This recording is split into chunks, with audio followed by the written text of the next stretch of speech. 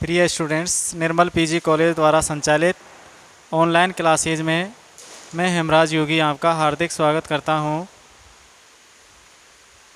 तो देखो, आप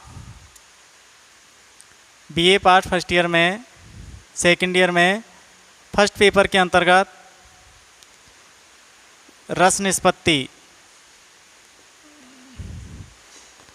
और रस निष्पत्ति में जो भरत मुनि का सूत्र था, विभाव अनुभावे संयोगादृश्य रस निष्पत्ति, विभाव अनुभाव और संचारी भावों के संयोग से विभाव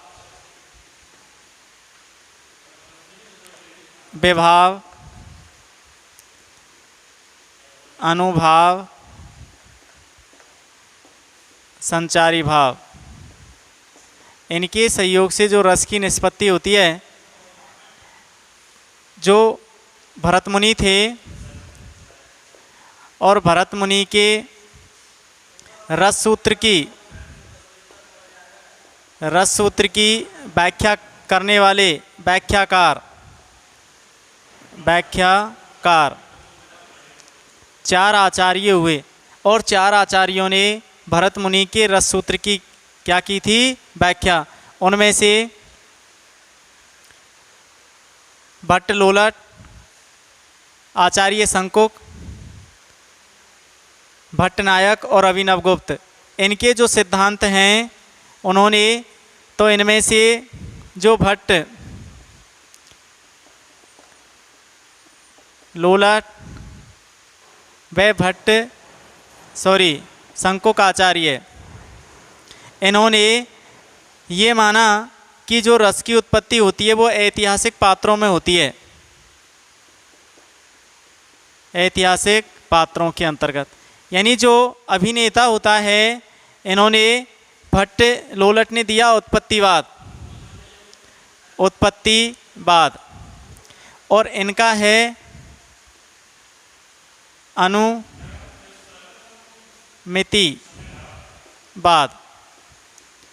यानी इन्होंने ये माना कि अनुमान से और ऐतिहासिक पात्रों के अंतर्गत ही मूल पात्र को मान लिया जाता है। यानी जो मूल पात्र है उसकी स्थिति किस में होती है? ऐतिहासिक पात्रों में ये माना। ठीक है भाई। और वही उत्पत्तिवाद, इन्होंने भी ये माना कि जो रस की उत्पत्ति होती है ऐतिहासिक पात्र, राम, कृष्ण, दुष्यंत, राधा, माँ सीता जी, तो जिस प्रकार से जो ऐतिहासिक पात्र हैं, जो उसका अभिनय करने वाला है उसके अंतर्गत उस पात्र में रस की स्थिति मान लेते हैं। क्या मान लेते हैं? रस की सत्ता मान लेते हैं कि रस की जो सत्ता है वो किस में है? इन ऐतिहासिक पात्रों के अंतर्गत। तो इन दोनों सिद्धांतों ने ये माना, इसलिए ये दोनों सिद्धांत क्या है? मान्य नहीं है। तो हम इन दोनों सिद्धांतों को पढ़ चुके हैं और ये दोनों इसलिए अमान्य हो गए क्योंकि इनमें जो रस की सत्ता है वो किन के अंतर्गत मानी? ऐतिहासिक पात्रों के अंतर्गत। ठीक है भैया। इसके बाद में अगले जो तीसरे आचार्य हुए और वो हैं भट्टनायक। तीसरे आचार्य हैं भट्टनायक और भट्टनायक का जो सिद्धांत है वो है इनका भुक्तिवाद।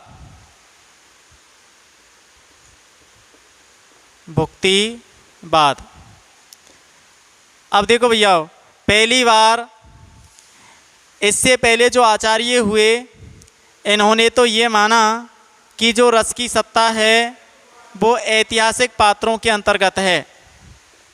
यानी रस की सत्ता किस में है? ऐतिहासिक पात्रों या व्यक्तियों में। पहली बार सामाजिक या सहृदय में रस की सत्ता मानने वाले आचार्य हुए हैं भट्टनायक। यानी भट्टनायक ऐसे आचार्य हैं जिन्होंने पहली बार रस की सत्ता किस में मानी? सहृदय व्यक्ति या सामाजिक व्यक्ति में मानी। पहली बार सहृदय या सामाजिक व्यक्ति में रस की सत्ता मानने वाले, रस की सत्ता मानने वाले हैं भट्टनायक। ठीक है भाई। और प्रश्न इस प्रकार से आए कि भरत मुनि के रस सूत्र की व्याख्या करने वाले प्रथम व्याख्याकार, तो प्रथम व्याख्याकार के रूप में हैं भट्ट लोलट। इन्होंने भरत मुनि के रस सूत्र की प्रथम क्या की थी?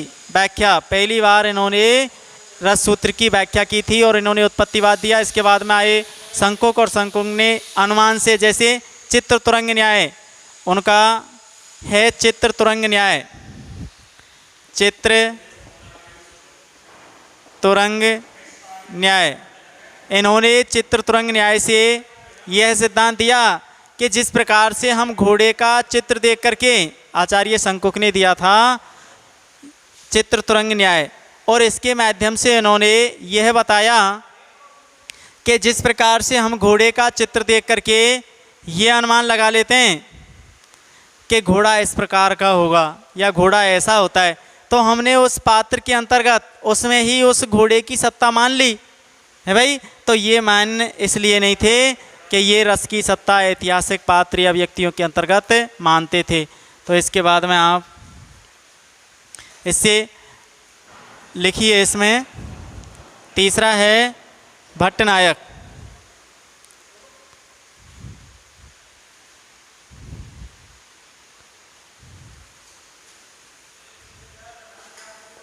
भट्टनायक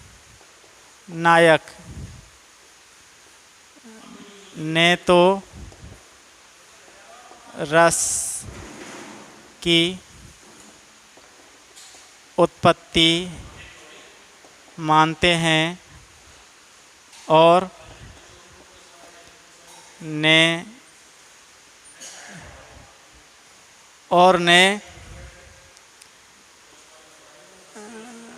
अनुमिति, ने ही अनुमिति, अनुमान, ने ही अनुमिति अनुमान। भट्टनायक ने तो रस की उत्पत्ति मानते हैं और ने ही अनुमिति अनुमान मानते हैं,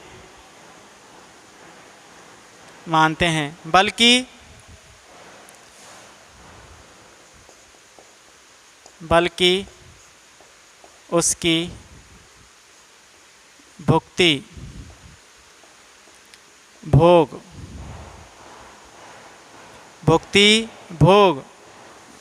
मानते हैं। ये मानते हैं कि इसका न तो उत्पत्ति होती है, न इस रस का अनुमान लगाया जाता है। रस का तो भोग किया जाता है, उसको तो भोगा जाता है, उसका आनंद लिया जाता है, ये इन्होंने माना। इससे आगे इन्होंने पहली बार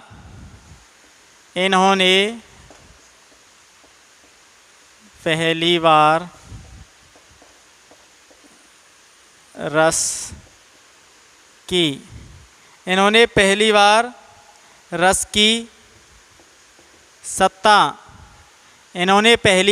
की सत्ता, सहृदय या सामाजिक व्यक्ति में मानी है। इन्होंने ये माना कि जो रस की सत्ता है, पहली बार इन्होंने ये स्वीकार किया कि जो रस की सत्ता होती है वह सहृदय या सामाजिक व्यक्ति में होती है। इससे पहले जो दो मत थे, इन्होंने ये माना कि रस की सत्ता किस में होती है? ऐतिहासिक पात्रों में, ऐतिहासिक पात्रों या अभिनेता जो उसका रोल करने वाले होते हैं उसके अंतर्गत होती है, ये माना इन्होंने। इससे आगे लिखिए, इन्होंने कहा कि पहले दर्शक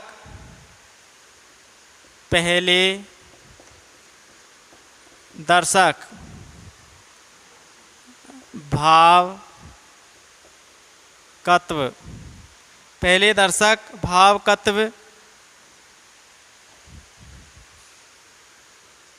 व्यापार से अभिनेता, भावगत व्यापार से अभिनेताओं को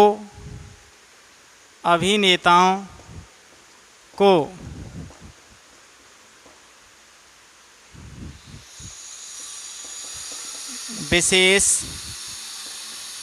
व्यक्ति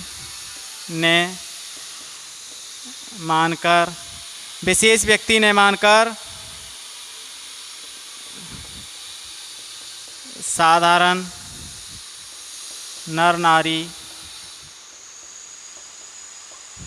मानता है। साधारण नर नारी उनको मानता है, यानी उनको विशेष व्यक्ति नहीं मानता है। इससे उसकी भावनाओं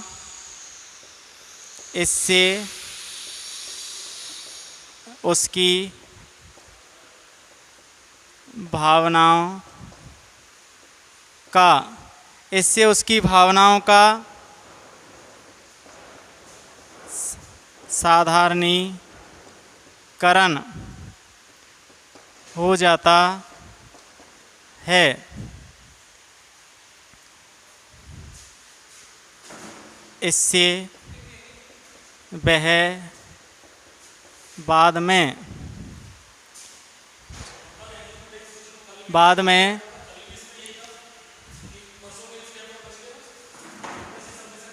भोजकत्व व्यापार से रस का आस्वादन करता है। यानी इन्होंने ये माना कि जो रस का जो मूल स्थिति है वह ऐतिहासिक पात्रों में नहीं होकर के सामाजिक या सहृदय व्यक्ति के अंतर्गत होती है। पहली बार इससे पहले जो आचार्य हुए जैसे भट्ट लोलट, तो भट्ट लोलट ने भरत मुनि के रस सूत्र की प्रथम व्याख्या की थी और इन्होंने तो ये मान लिया कि जो अभिनेता होता है उसके अंतर्गत मूल पात्र की स्थिति होती है। यानी जैसे मान लो कोई अभिनय करने वाला व्यक्ति है तो वह भगवान श्री कृष्ण का अभिनय कर रहा है, तो उस अभिनेता में भगवान श्री कृष्ण की मूल स्थिति को मान लिया जाता है, ये माना। इसी प्रकार से संकुक ने भी ये मान लिया, जैसे चित्र तुरंग न्याय, मान लो किसी घोड़े का चित्र देख लिया तो उस घोड़े का चित्र देख करके अनुमान से उसको घोड़ा मान लिया जाता है, घोड़े के जो गुण हैं उसके अंतर्गत मान लिए। तो इन दोनों सिद्धांतों ने ये माना कि जो रस की सत्ता है वो ऐतिहासिक पात्रों के अंतर्गत है, ये माना। जबकि पहली बार जो भट्ट नायक हुए हैं इन्होंने पहली बार ये माना कि जो रस उत्पन्न होता है वह सहृदय या सामाजिक व्यक्ति के अंतर्गत होता है। रस की जो सत्ता होती है वो सहृदय या सामाजिक व्यक्ति में होती है पहली बार। और भरत मुनि के रस सूत्र की व्याख्या करने वाले प्रथम व्याख्याकार भट्ट लोलट हुए जिन्होंने उत्पत्तिवाद दिया। ठीक है भाई, तो इससे आगे अगला लिखिए आप नंबर 4।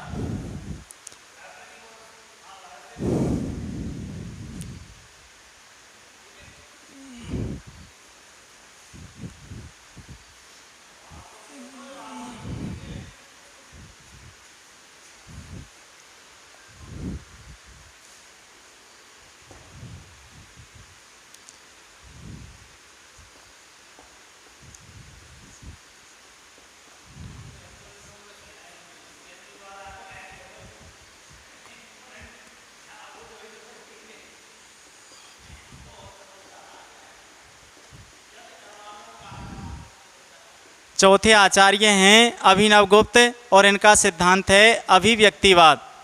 इन्होंने ये माना कि जो रस है रस की अभिव्यक्ति होती है।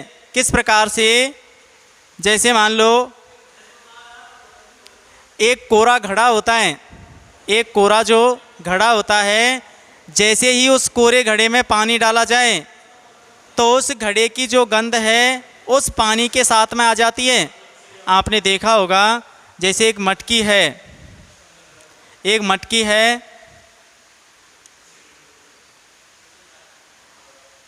और कोरी मटकी में आप जल भरिए और जैसे ही कोरी मटकी में जल भरा जाता है तो उस मटकी की जो गंध होती है वह उस पानी के साथ आ जाती है। इसी प्रकार से जिस सामाजिक व्यक्ति में रस उत्पन्न होता है, मान लो जो व्यक्ति जिस ऐतिहासिक पात्र का अभिनय कर रहा है तो उसके अंतर्गत उस की जो गंध है उसके अंतर्गत ऐसे ही उस पात्र में उस रस की क्या होती है, सत्ता होती है। तो आप इसमें लिखिए, तो उसकी क्या होती है, अभिव्यक्ति होती है। रस की क्या होती है, अभिव्यक्ति। किसके समान, जिस प्रकार से कोरे मटके में पानी डालते ही उसकी जो गंध होती है वो बाहर आ जाती है, इसी प्रकार से रस भी क्या है, निष्पत्ति हो जाती है। रस की क्या होती है, निष्पत्ति होती है। तो आप इसमें लिखिए,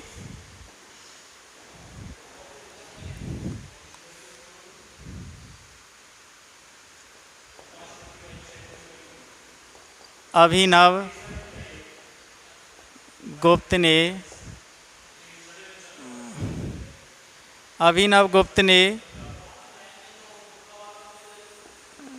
भट्टनायक के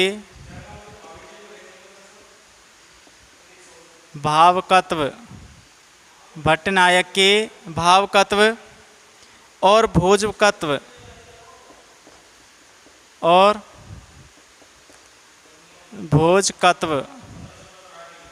यानी भावनाओं का सादरीकरण और उपभोग करना, इन दो व्यापारों की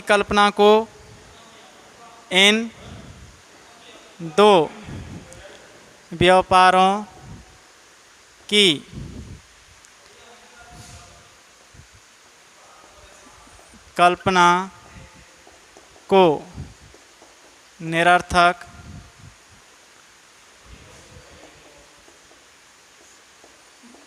मानकर,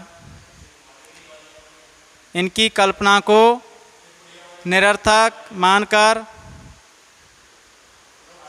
उसके स्थान पर व्यंजना व्यापार की कल्पना की है। व्यंजना व्यापार की कल्पना, व्यंजना व्यापार की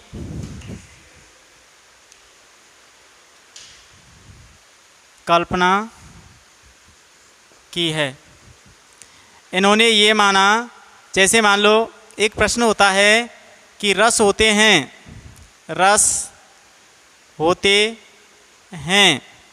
यदि इस प्रश्न का उत्तर दिया जाए रस होते हैं, रस क्या होते हैं, तो रस व्यंग होते हैं। रसों को क्या माना जाता है, व्यंग माना जाता है। यदि इस प्रकार से प्रश्न किया जाए कि रस होते हैं व्यंग, आनंद, आस्वादन, तो वो क्या होते हैं, व्यंग होते हैं। यानी कि रसों की व्यंजना मानने वाले हैं अभिनव गुप्त। इससे पहले जो आचार्य हुए, इन्होंने ये माना कि रस की उत्पत्ति अभिनेता के अंदर हुई। इसके बाद में अगले जो आचार्य हुए, और वो आचार्य भट्टनायक, और भट्टनायक ने ये मान लिया कि जो रस की निष्पत्ति है, रस की जो सत्ता है, वो ऐतिहासिक व्यक्तियों में नहीं होकर के सामाजिक व्यक्तियों के अंतर्गत है, ये मान लिया। इसके बाद में अगले जो आचार्य हुए चौथे अभिनव गुप्त, और इन्होंने दे दिया अभिव्यक्तिवाद। किस प्रकार से, जिस प्रकार से मान लो एक कोरा घड़ा है और उसमें जल डालते ही उसकी गंध बाहर आ जाती है, इसी प्रकार से जो रस है वह सामाजिक व्यक्ति में उत्पन्न होकर के और रस आस्वादन रूप में बन जाता है, और रस की क्या हो जाती है, निष्पत्ति हो जाती है। तो इसमें आप आगे लिखिए,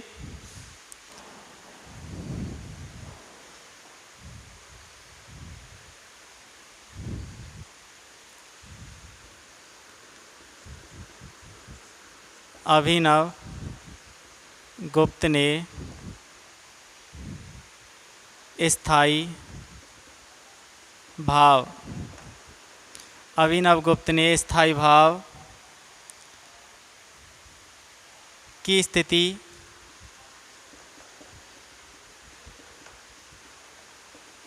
दर्शक में मानी है। अर्थात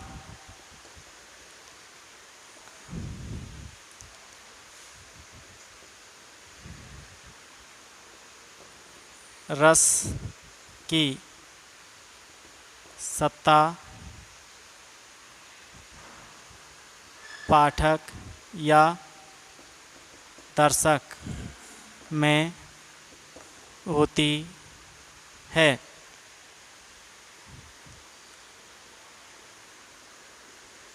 काव्य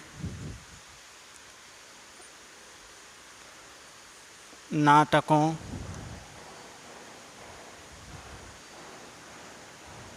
को पढ़कर सुनकर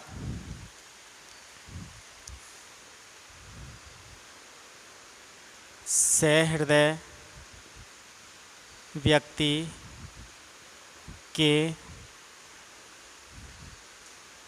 के हृदय में स्थित स्थायी भाव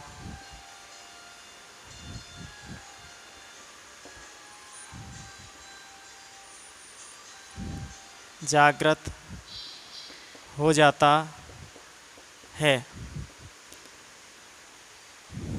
जागृत हो जाता है और रस रूप में परिणत होकर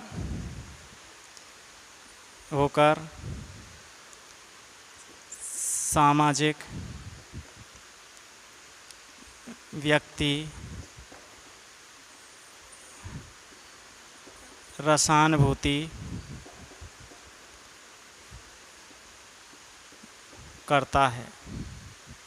सामाजिक व्यक्ति रसानुभूति करता है, यानी कि ये मान लो आप कि जो रस की सत्ता है, जैसे कोई भी व्यक्ति है, कोई भी सामाजिक व्यक्ति है, काव्य या नाटक, या तो वो काव्य का पठन कर रहा है या कोई नाटक देख रहा है, तो जो उसके अंदर स्थित स्थायी भाव है वो रस के रूप में क्या हो जाता है, परिणत हो जाता है और वह उसका आस्वादन करता है। जैसे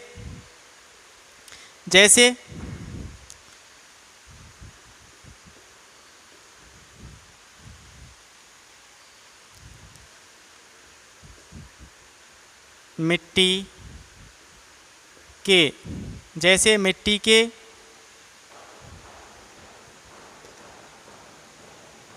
कोरे घड़े में पानी डालने से उसकी गंध बाहर निकल कर आ जाती है। इस प्रकार से सामाजिक सहृदय व्यक्ति में रस की निष्पत्ति होती है। जिस प्रकार से एक मिट्टी के कोरे घड़े में पानी डालने से उस घड़े की जो गंध होती है वो पानी के साथ आ जाती है। इसी प्रकार से कोई भी सामाजिक व्यक्ति मान लो कोई भी काव्य पढ़ रहा है या नाटक देख रहा है, तो नाटक में जौन सा प्रसंग होता है, मान लो श्रृंगार रस का प्रसंग चल रहा है, तो उसका आनंद लेकर के सामाजिक व्यक्ति में भी वही श्रृंगार रति उत्पन्न हो जाती है और वह उसका आनंद लेता है। ये माना इन्होंने।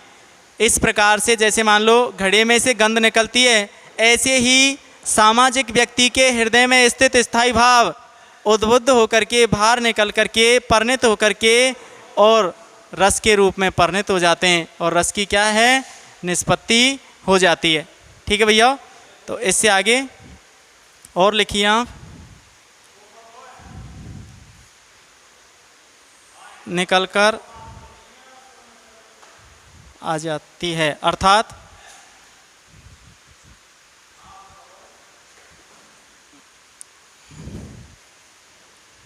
आ जाती है।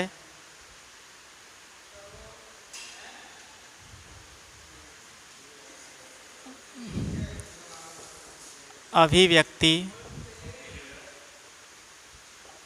होती है, अभिव्यक्ति होती है।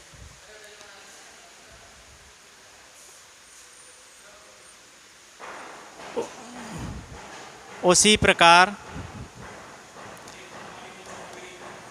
सामाजिक, उसी प्रकार सामाजिक या दर्शक के अंतःकरण में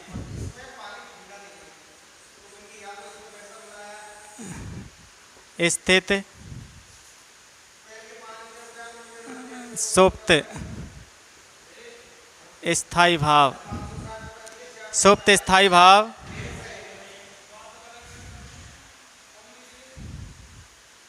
स्थायी भाव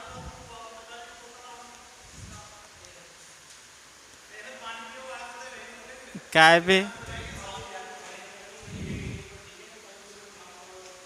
के माध्यम से जाकर रस में परिणत हो जाता है, रस में परिणत हो जाता है, जिससे दर्शक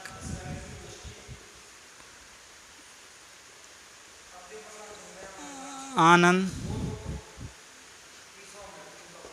देते हो जाता है, हो जाता है।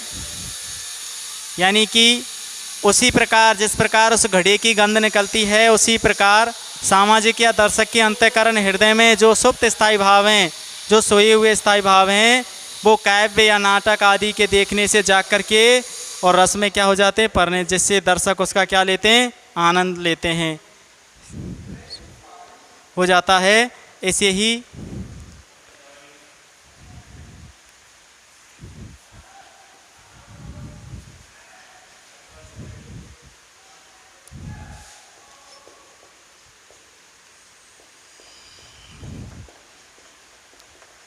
इसे ही रस निष्पत्ति कहते हैं। यही रस की क्या है, निष्पत्ति है। इसी से रस क्या होता है, उत्पन्न होता है। जय हिंद। कल पढ़ेंगे।